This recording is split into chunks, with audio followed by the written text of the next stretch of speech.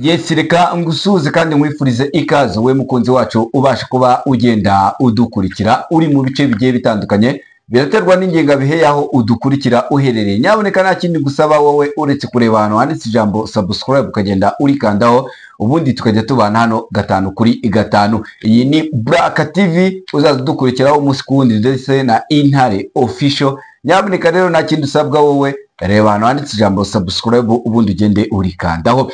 Konje kugenda tugaruka hano rero ku makuru cyane cyane aho twibanda mu biyaga bigari hano mu gihugu cya Repubulika ya Demokarasi ya Kongo. Bemba ariko mbere yuko ninjira ngira ngo hano mu gihugu cya Repubulika ya Demokarasi ya Kongo navuga yuko ibintu bikomeje kugenda bizamba umunsi ku wundi. Nyuma y'imitwe myinshi igenda ivuka hano mu gihugu cya Repubulika ya Demokarasi ya Kongo, hakaba haje kugenda havuka akandi gace gashaka kwiyomora kuri leta Bemba. Iyi hano ni havutse indi leta nyuma ya leta ya Uvira, Fizi na Mwenga, hakaba havutse Repubulika ya Mitumba. Ngira ngo turaza kuba tugenda tubigarukaho, dore ko iyi navuga ko bamaze kwidekarara muri iki gitondo, ari naho turi buze kugenda tugaruka ku muyobozi wazaga kuba agenda atangaza amagambo akomeye cyane muri aka gace.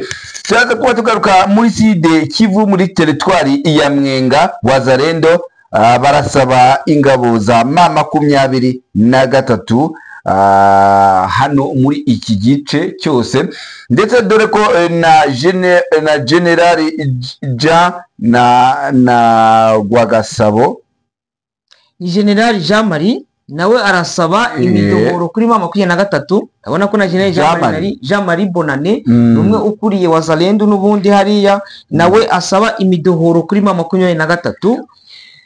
Uvira kandi yego na hano muri Uvira bamanutse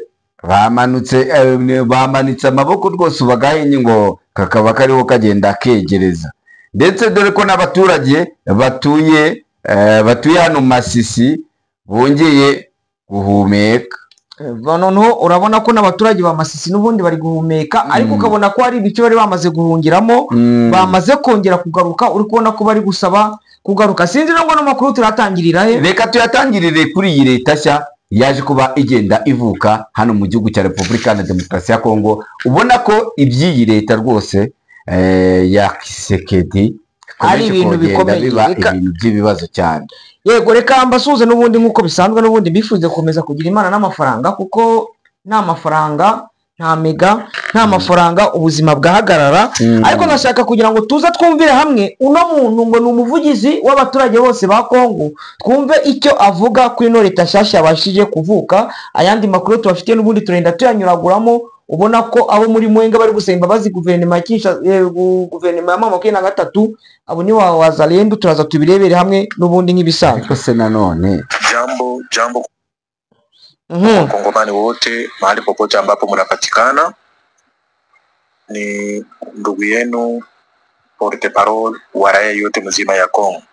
Ngo muraho bakongomani mwese aho muherereye, ngo ni umwana wanyu n'umuvandimwe wanyu, umuvugizi w'abaturage bose ba Kongo. Ngo ni umuvugizi w'abaturage bose ba Kongo, kuevite mateso ya watoto wa Wakongomani. Tangu wakati wa independence Wakongomani wako wanachezewa, wanahangaika kila siku mchana na usiku, wako warefugee mu mainchi butogo wenye agustahili hata na wanaacha province zabo kubwa zenye zinaeneza kondisio ya kuzidia mainchi zenye wanakimbilia ndani. Ngo twashakaga ngo amateso cyangwa imihangayiko n'imibabaro yose Abakongomani bamaze iminsi barimo kugira ngo ihagarare, bari guhungira mu bihugu butoya budafite butujuje ibyangombwa ndetse butanangana na province yabo cyangwa n'akarere kiwabo. Ngo turashaka kugira ngo ibyo ngibyo tubihagarike n'ubundi. Decision yenye tunakamata kamati antake raia ni na tunaadresi kwa Wazalendo waifuate, waitimize, wasiogope chochote. Nchi ni yetu, Republique Democratique du Congo.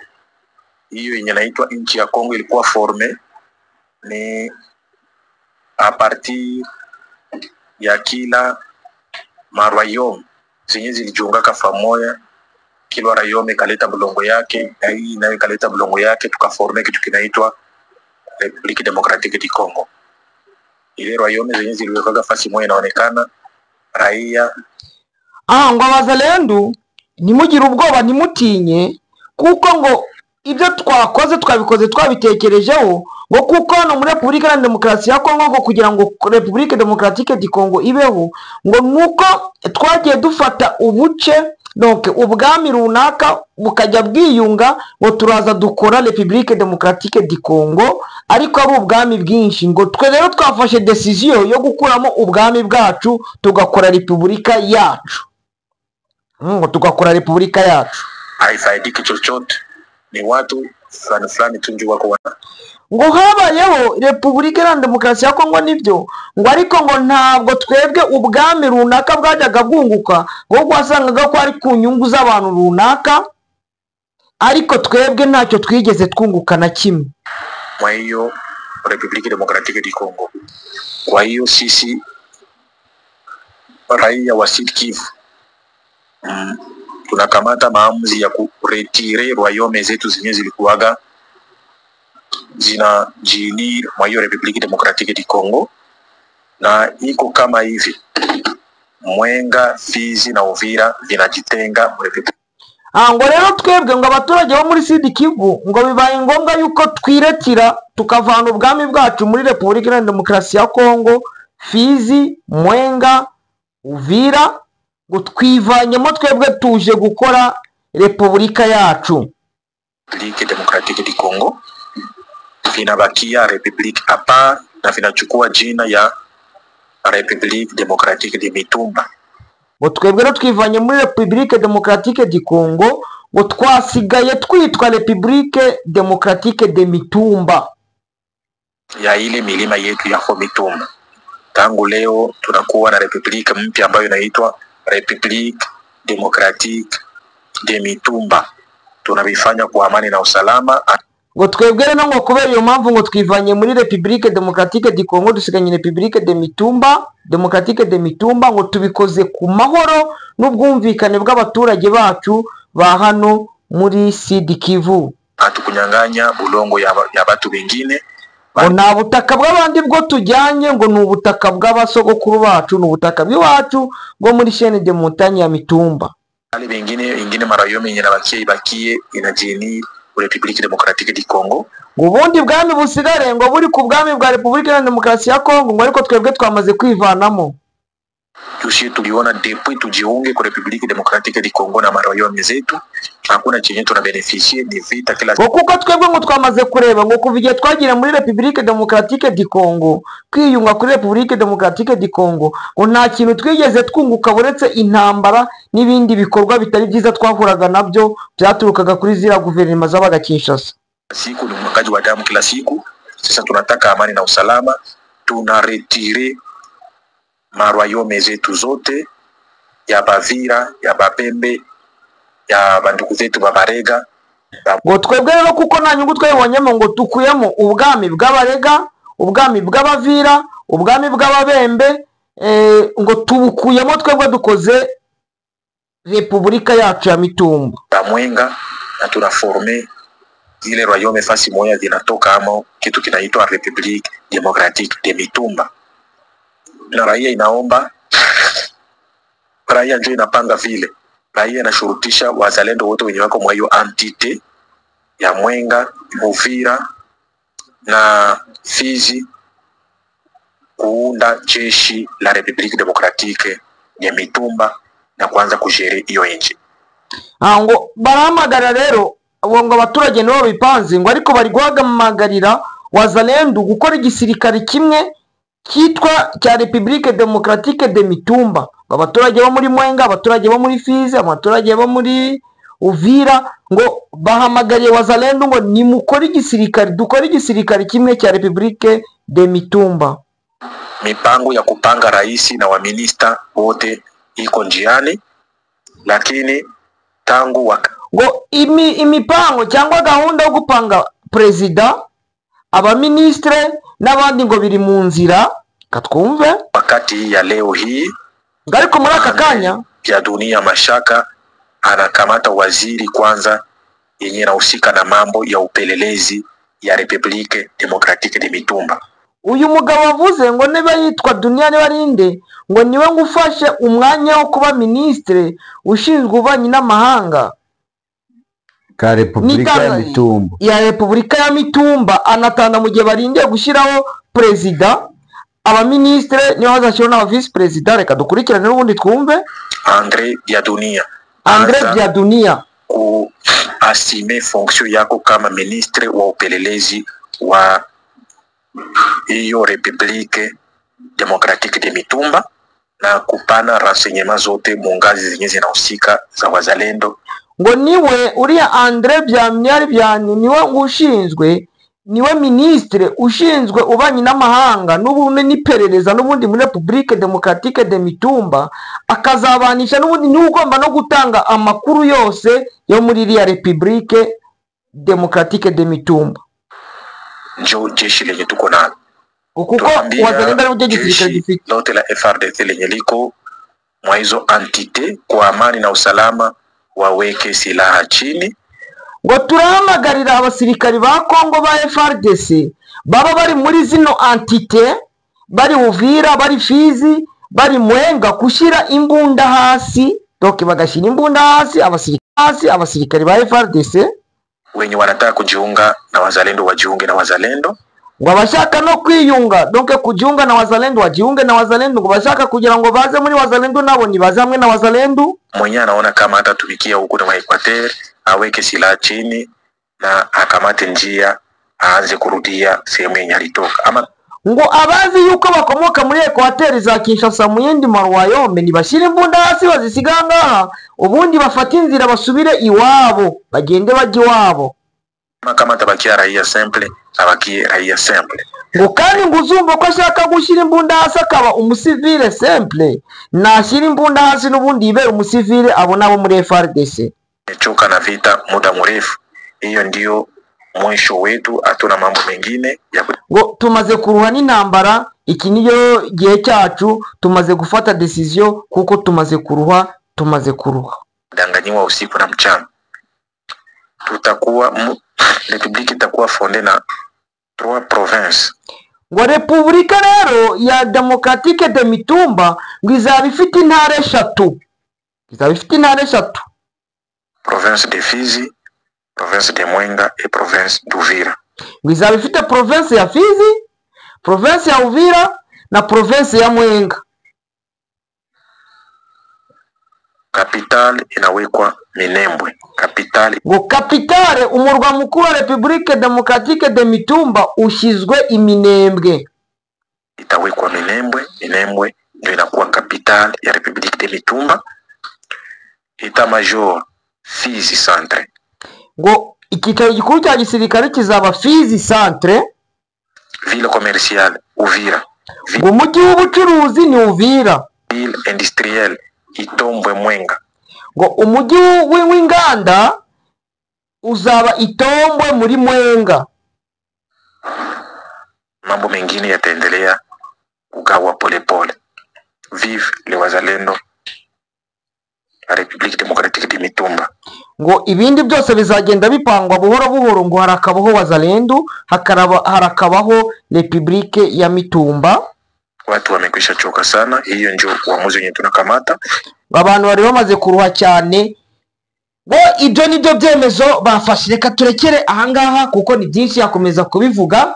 Ariko abadukurikirana abakuri Black TV ku Intare Official murumva yuko amaze kuvuka indi Republique de Mitumba.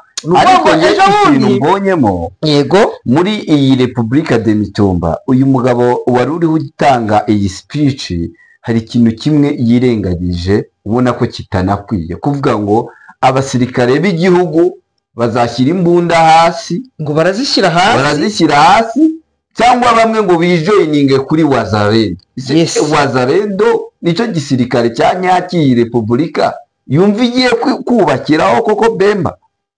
Bo urabona ko iyo iri gufata abari abana biwabo ni wazalendo, ikababwira yuko bagomba kuba abasirikari n'ubundi b'igihugu umvishe bapanze uburyo bagomba gukora etat-major, uburyo bagomba gukora ibiki n'ibiki na capitale n'utundi tuntu twinshi, ubona yuko n'ubundi ibyo ni ibyabo. Ariko ejo bundi hari havutse indi republike nayo bavugaga ngo Yakutumba ngo niwe chef d'état major, Bahitombe ngo ni babaki ba president ba ministre n'ibiki bari bamaze kubipanga, bayita Republique d'Uvira.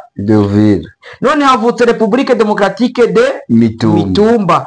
Bamaze gushyiraho ministre w'ububanyi n'amahanga yari ushinzwe n'iperereza, bamaze kubivuga, bavuga ko izindi nzego n'ubundi bari buze kuzipanga ngo president ba ministre n'ibindi byose ngo baraza kubipanga buhoro buhoro. Reka turindire amakuru n'ubundi bashobora kutuzanira.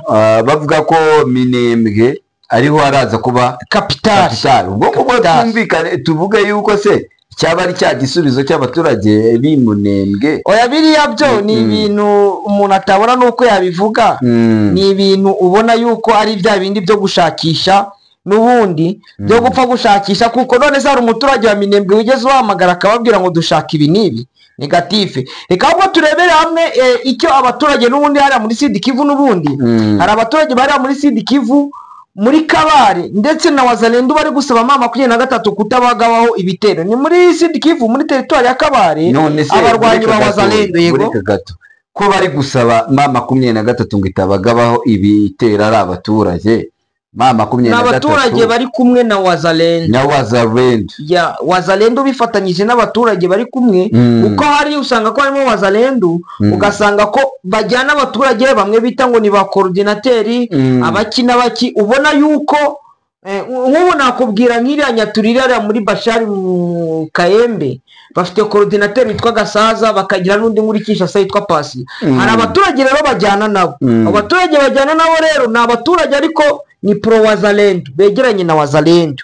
Nibo rero bakomeje gusaba mama 23 memuretse kutugabaho ibitero. Wumva icyo bavuze mbona nuko bo ahubwo bakabaye bitandukanya na Wazalendo, dini mama 23 ikaza igasekiwaringa hagati. Wumva ibyo bavuze noneho wenda ubyumveho. Abarwanyi ba Wazalendo n'abaturage bari kumwe nabo banditse urwandiko ruvuga ko batari bwongere kugaba ibitero kuri mama 23 ndetse no mu baturage bagize bati bavandimwe duhuriye ku gihugu cyacu cya Kongo. Abo ni Wazalendo bari kumwe nabo baturage bajyanye nabo, tubamenyesheje ko tutari bwongere kugaba ibitero yaba abasoda ndetse no kubasoda ndetse no ku baturage. Twese duhuriyeho tugiye gushaka igisubizo cy'ibibazo bituma duhangana na bagenzi bacu. Tumenye ngo uduteranya ninde, namwe ntimutugabeho ibitero, muduhe umwanya wo gutekereza, ntimudutere ahubwo muduhumurize kuko dusa n'abataye umutwe. Mutubwirire Afande Nsabimana, ni Colonel Nsabimana na General Byamungu bakomeza ino nzira, kandi tuzayoboka nitubona ko inzira mwatangiye ariyo y'ukuri kurusha yo turimo. Twe ubu nta mahitamo ariho, ariko turaza kubona ukuri, tugiye kwicara dushyire ubwenge ku gihe. Turabashimiye. Wazalendo Sud Kivu Zone Kabare, Commandant Chargé na Communication Mungu Mbere Justin. Uri kumva ko banditse bari kubwira Colonel Nsabimana, bari kubwira General Byamungu Bernard ati twebwe turi gusaba imbabazi, turi gusaba imihoho, turi kwinginga kugira ngo nitugabweho ibitero, ahubwo muduhe umwanya wo gutekereza. Nitumara gutekereza tumenye ngo ino ntambara ni bande bari kuduteranya, ni bande bari kuzana ibibazo, ni bande bari guteza ibibazo. Nitumara kumenya aho bituruka hose, twebwe noneho turaza kwiyunga. Ati mukomeze inzira mwatangiye yo gukomeza kudusensibiliza, kuko ujya ubona ko yaba Colonel Nsabimana yaba General Byamungu n'ubundi ndabakomoka muri biriya bice, ubona ko bagenda babwira ati umurongo mwagenderamo n'uyu niwo twagenderamo. Nabo bagasaba bati mwe mutugiriye imbabazi, mutugirire imihoho, kugira mutugiriye ikigongwe, turebe uko bwacya kabiri turaza kubahereza igisubizo n'ubundi mu buryo bwihuse, ariko mwe mutubabariye. Yego kumva ko Wazalendo n'ubundi hariya ibibazo byamaze kugira ute, byamaze kuba ibibazo. Byamaze kuba ubona ko Wazalendo ahangaha nimba abaturage batangiye bakoranaga nayo batangiye kuyivamo igisigaye, dore ko tumaze n'iminsi tugenda tubona bamwe mu basirikare baba wazalendo bari kugenda biripotinga ku mutwe wa M23.